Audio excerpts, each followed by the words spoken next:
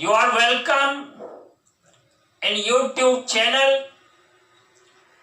Tangent Academy BGP। प्यारे बच्चों, प्यारे दोस्तों, पिछले क्लास में मैंने point of intersection of two lines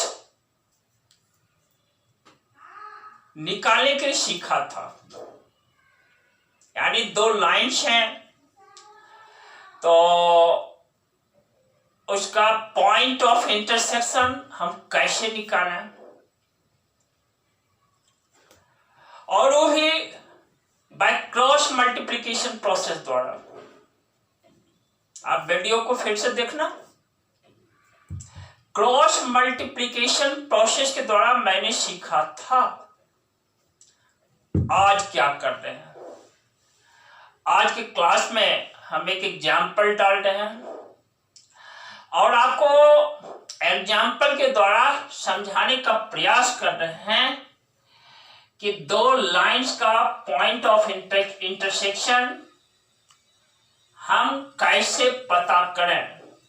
देखिए, बोर्ड पर एक टॉपिक लिखा हुआ है टू फाइंड द, यहां पर एक वर्ड है, मैं डाल देता हूं टू फाइंड द पॉइंट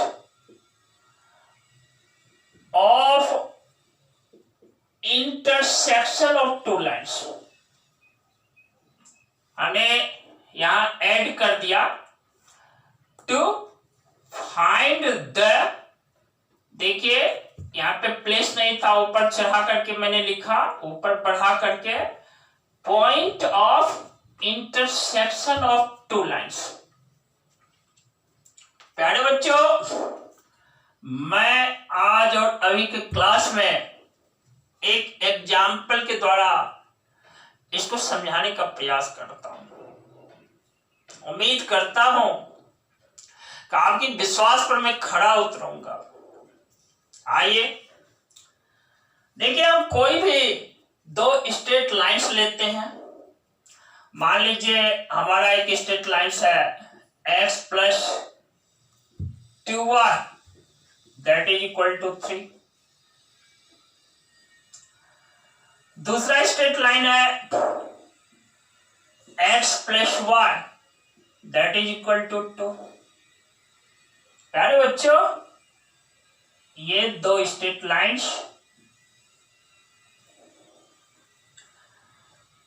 हमें टू वेरिएबल्स के रूप में डाला हुआ है।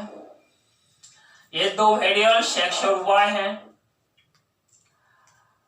और बच्चों, इस एग्जाम्पल के द्वारा मैं ये समझा देने का प्रयास करता हूं कि आप जब इस दो इक्वेशन को सॉल्व करते हो साइमल्टेनियसली, और x और y का जो मान आप निकालते हैं, जो आप x और y का जो मान फाइंड करते हैं, वह आपका पॉइंट ऑफ इंटरसेक्शन ही होता है।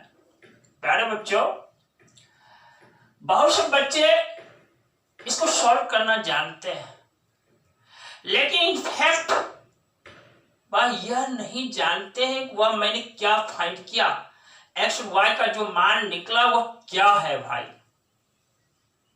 हमने क्या निकाल करके रख दिया।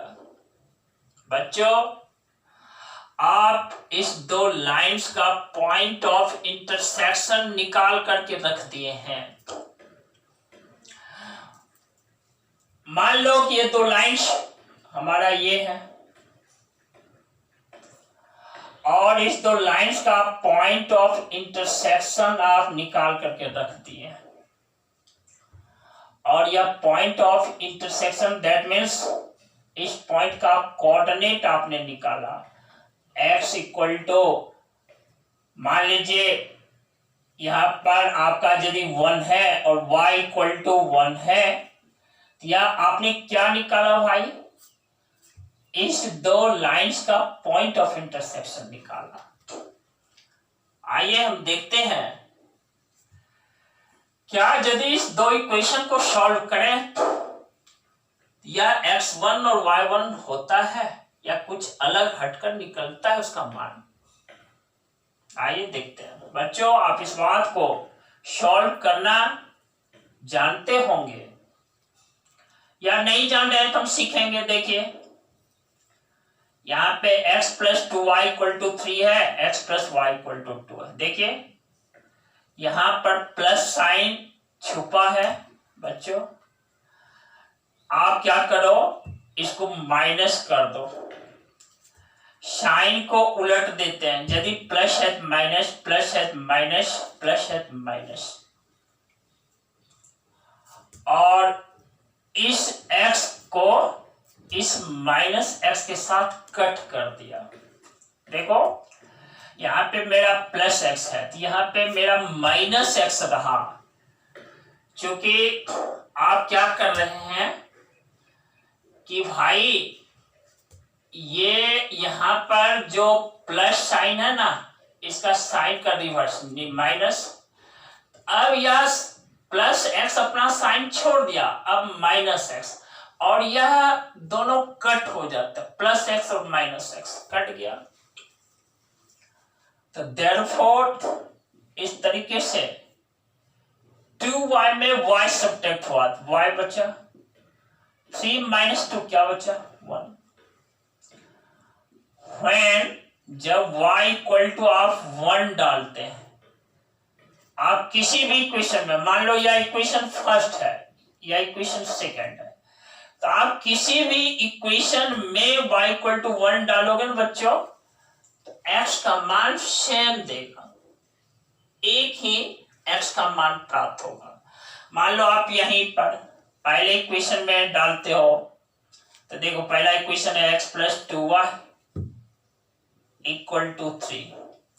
अब y का मान यहां पर डाल दो, x plus 2 into 1 that is 3, x plus 2 equal to 3, तो भाई x इक्वल टू क्या मिला 3 माइनस 2 दैट इज 1। देखिए, यहां पर पहले मैंने लिख दिया था x y 1 है, और देखो y भी आपने 1 निकाल लिया था। प्यारे बच्चों, ये x1 और y1 इस दो लाइंस का पॉइंट ऑफ इंटरसेक्शन है दोस्तों। और पॉइंट यानी इस पॉइंट का कोऑर्डिनेट्स है दोस्तों, ये 1 1, ये 1 x को रिप्रेजेंट करता है, ये 1 y को रिप्रेजेंट करता है। और बच्चों, ये जो दोनों पॉइंट है ये जो पॉइंट 1 1 है, यह हमें यह जो पॉइंट 1 1 है, यह इस लाइन पर भी है और इस लाइन पर भी है। यह पॉइंट 1 1 कॉमन है। तो प्यारो बच्चों, इस एग्जाम्पल के द्वारा हम समझाने का प्रयास कर रहे हैं कि आप इस बात को समझो कि आप जो आज तक जो आपने x और y का मान जो निकालते थे इक्वेशन को सॉल्व करके, वह उस दो, यदि आप यहां पर लाइंस है तो वह उस दो लाइंस का पॉइंट ऑफ इंटरसेक्शन निकालते हैं। बहुत सारे बच्चे, बहुत सारे लोग इस बात को नहीं जानते हैं, लेकिन मैं समझाने का प्रयास किया कि आप जानो इस बात को। आपने क्या निकाला, point of intersection of this two lines निकाला आपने। वेरी गुड बच्चों, इसके बाद मैं एक चीज आपको समझाने का प्रयास कर रहा हूं कि भाई यदि दो लाइंस हैं और दो लाइंस पैरेलल हैं और वो दो लाइंस जनरल फॉर्म में है उसका कंडीशन क्या है? देखो बच्चों, मैंने लिखा condition for lines to be parallel, lines to be parallel.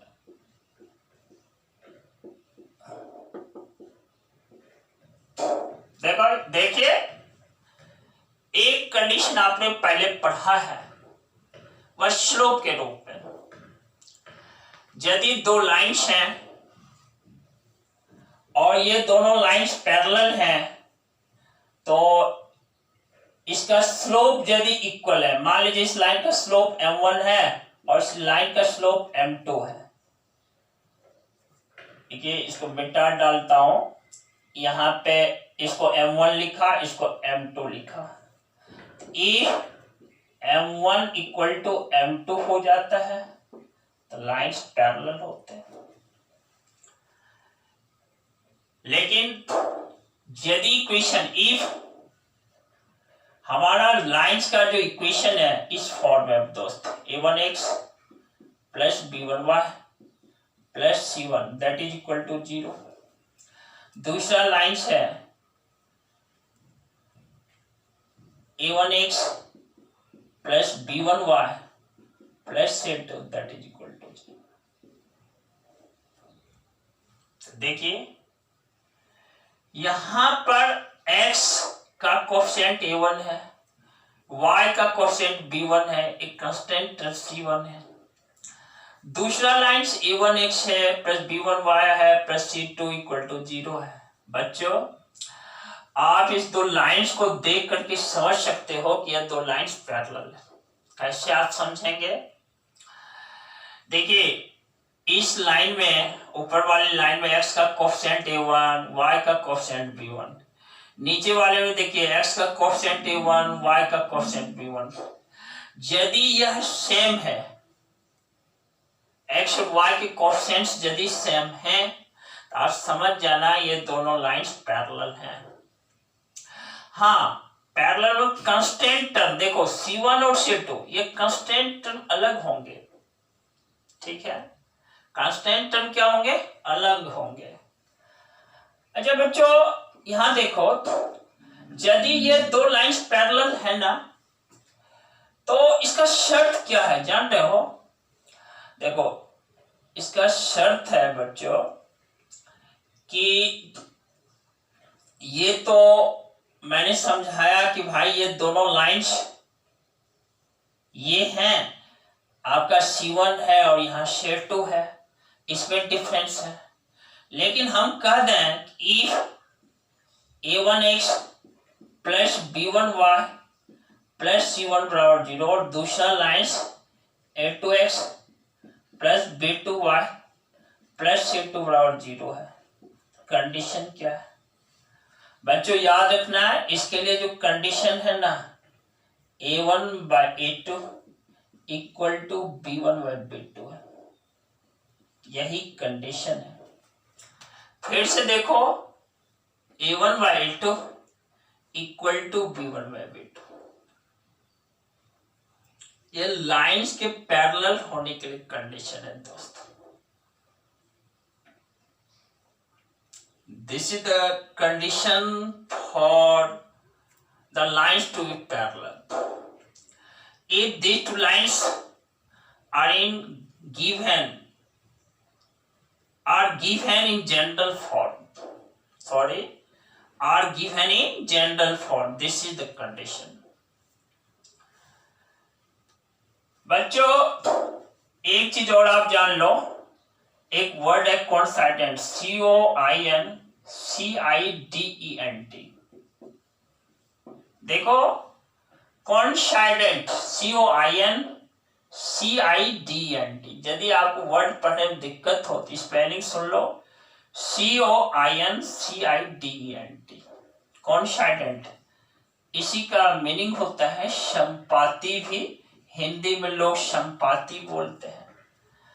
अब इसे देखिए, एक लाइन ये है और दूसरा लाइंस यानी इसी को ओवरलैप करके यदि चला जाए दूसरा लाइंस, फिर देखो यहीं पर फिर मैं समझाने का प्रयास करता हूं। मान लो कि ये एक लाइन है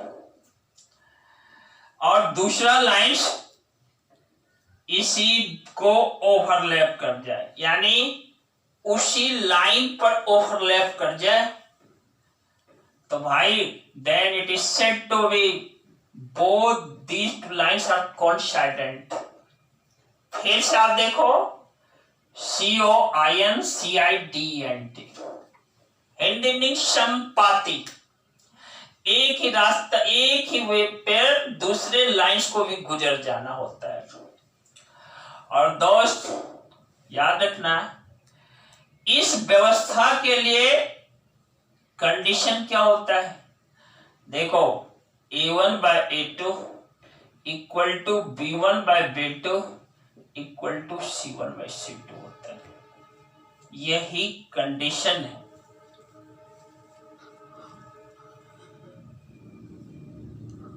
आप रफली एक बार और देख लो, मेरी उंगली पर नजर डालना। If A1x plus B1y plus C1 equal to 0, A2x plus B2y plus C2 equal to 0, यदि ये दो लाइंस हैं और ये दो लाइंस पैरेलल हैं, तो इसके लिए आपका शर्त होगा A1 by A2 equal to B1 by B2। फिर दोस्त देखो, एक लाइंस है और दूसरा लाइंस है और दोनों पैरेलल लाइंस है, यानी दोनों के बीच का angle theta equal to 0 degree है। देखो इसके पहले मैंने क्या बतलाया था कि देखो दो लाइंस है, if A1x plus B1y plus C1 equal to 0, दूसरा line A1x plus B1y plus C2 equal to 0। बच्चों देखो यहां पर कि इस दो लाइंस में अंतर केवल C1 और C2 का है। यहां भी x का कोएफिशिएंट A1, यहां भी A1, यहां y का कोएफिशिएंट B1, यहां भी y का कोएफिशिएंट B1। तो मेरा कहना था कि इस दो लाइंस के इक्वेशन को देखकर आप समझ जाओ और these two lines are parallel. ठीक है, यदि कांस्टेंट में केवल अंतर हो C1 और C2 में, कह देना ये दो लाइंस पैरेलल है। फिर देखो बच्चों, एक वर्ड कोइंसाइडेंट। कोइंसाइडेंट दैट मींस हिंदी में संपाती, यानी एक लाइन के ऊपर ही दूसरे लाइन जब गुजर जाए, एक लाइन के ऊपर ही दूसरा लाइन क्या हो जाए, ओवरलैप कर जाए, then it is said to be both lines are coincident। देखो उसके लिए कंडीशन क्या होता है, A1 by A2 equal to B1 by B2 equal to C1 by C2। ठीक है, और प्यारे बच्चों, यदि दोनों लाइंस पैरेलल हैं, याद रखना इसका पॉइंट और no point of intersection, no point of intersection, no point of intersection. दूसरी बात, यदि एक लाइन के ऊपर दूसरा लाइन ओवरलैप कर जाता है तो उसके पास इनफाइनाइट पॉइंट्स होते हैं, इनफाइनाइट, INFINIT, इनफाइनाइट पॉइंट्स होते हैं। और वो इनफाइनाइट पॉइंट्स क्या होते हैं, इसका मतलब है एक लाइन, पहले लाइन का हर एक पॉइंट दूसरे लाइंस के हर एक पॉइंट को सेटिस्फाइड करता है। दोस्त क्या करता है, सेटिस्फाइड करता है, संतुष्ट करता है। इस व्यवस्था में कहा जाता है कि भाई इस दो कोइंसाइडेंट लाइन के पास इनफाइनाइट सॉल्यूशंस है। तो इनफाइनाइट सॉल्यूशंस कहने का मतलब क्या है, उसके कहने का मतलब है कि फर्स्ट लाइन का हर एक पॉइंट दूसरे लाइंस को सेटिस्फाइड करता है, इसीलिए तो उसके पास इनफाइनाइट सॉल्यूशंस हैं दोस्त। और यदि दो लाइंस पैरेलल होते हैं तो नो पॉइंट ऑफ इंटरसेक्शन क्यों होता है? क्योंकि दो पैरेलल से एक दूसरे को कभी कट ही नहीं करते, इसलिए इस व्यवस्था में एक्स और वाई का कोई मान प्राप्त नहीं होता है। जस्ट इसके पहले की बात मैं करता हूं कि स्लोप के आधार पर लाइंस पैरेलल कैसे होते हैं भाई। आपको याद होगा कि मैंने समझाया था, if m1 equal to m2 हो जाए तो दोनों लाइंस पैरेलल होते हैं दोस्त। जहां m1 एक लाइन का स्लोप है, m2 दूसरी लाइन का स्लोप है। प्यारे बच्चों, ये मेरा समझाना आज के क्लास का मकसद था। हमने एक बार तो चला ही समझाने के क्रम में शुरू से, फिर मेरा जी नहीं भरा, फिर मैंने उसको क्या किया, हर एक पॉइंट को फिर डिस्कस किया। प्यारे बच्चों, एक बात तो तय है, जीवन में कठिनाइयां तो आती ही हैं, लेकिन आप अपने को उस कठिनाइयों से ज्यादा कठिन कर लो। मेरा क्या कहना है दोस्त, आप बच्चों, आप हमारे प्यारे दोस्तों, उस कठिनाइयों से ज्यादा अपने आप को कठिन कर लो, हमें अच्छा मुकाम मिलेगा दोस्त। आज की व्यवस्था को मैं यहीं स्टॉप करता हूं। हाँ, लेकिन स्टॉप करने से पहले मैं ये बोल देता हूं, तुम लाइक कर देना, तुम बच्चों को सब्सक्राइब करने के लिए कहना, जो बच्चे अभी तक सब्सक्राइब नहीं किए हैं तो, और क्या, शेयर करने के लिए कहना, ये मत भूलना। और सबसे बड़ी बात जो प्राय क्लास में हम बोला करते हैं कि आप जो है ना, मुझे एनर्जेटिक रखने के लिए, मुझे एनर्जेटिक करने के लिए कमेंट्स करना नहीं छोड़ना। That's okay. आज की व्यवस्था को मैं यहीं लगाम देता हूं।